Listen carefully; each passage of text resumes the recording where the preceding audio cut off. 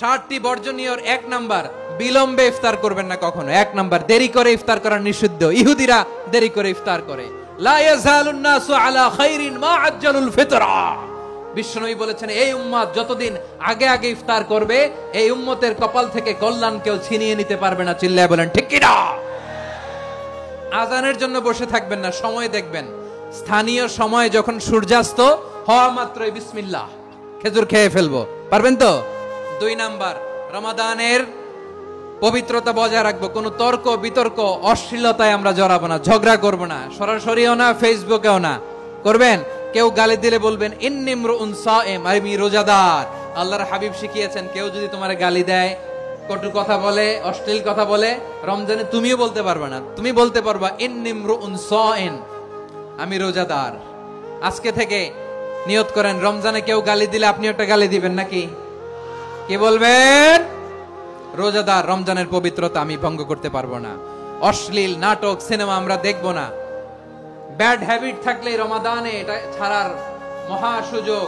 Smoking এর অভ্যাস আছে অনেকের, ঠিক কিনা? যদি কারো থাকে, কে করে হাত তোলালাম না আমি। এই রমাদানে এই স্মোকিং হ্যাবিট থেকে আমরা বেরিয়ে আসবো, ঠিক কিনা বলেন? 3 নাম্বার, আমরা মিথ্যা বলবো না। বিশ্বনবী বলেন, মানলাম ইয়াদা কাওলা যুরি ওয়াল আমালা বিহি ফালাইসা লিল্লাহি হাজাতুন ফি আইয়াদা আতআমাহু ওয়া শারাবা।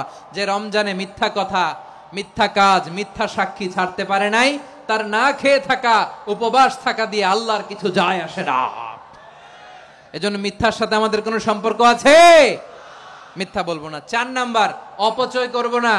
ইন্নাল মুবাযযিরিনা কানু ইখওয়ানাশ শায়াতিন ওয়া কানা শাইতানু লিরাব্বিহি কাফুরা। অপচয়কারী শয়তানের ভাই। আচ্ছা, যে শয়তানের ভাই, ও নিজেও আরেকটা কি? শয়তান।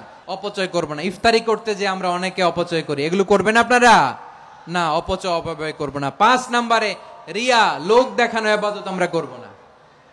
লোক দেখানোর জন্য নামাজ, রোজা, জিকির, তেলাওয়াত, দান সদকা এগুলো করলে আল্লাহর দরবারে এগুলো কবুল হবে। বিশ্বনবী বলেন, দাজ্জালের ফিতনার চেয়ে একটা বড় ফিতনার ভয় আমি করি। সেটা কি? আর রিয়া, শো অফ মেন্টালিটি, লোক দেখানো মানসিকতা। এটা থেকে আমরা বিরত থাকবো ইনশাআল্লাহ। 6 নাম্বার, অনেক গুরুত্বপূর্ণ। ব্যবসায়ী ভাইয়েরা, অনেক অসাধু ব্যবসায়ী আছে, রমজান আসলে নিত্য প্রয়োজনীয় পণ্যের মূল্য বৃদ্ধি করে দেয়। এরকম আছে না নাই? এগুলো করবেন না। মজুদদারি করবেন না। পণ্যের কৃত্রিম সংকট বাজারে করবেন না।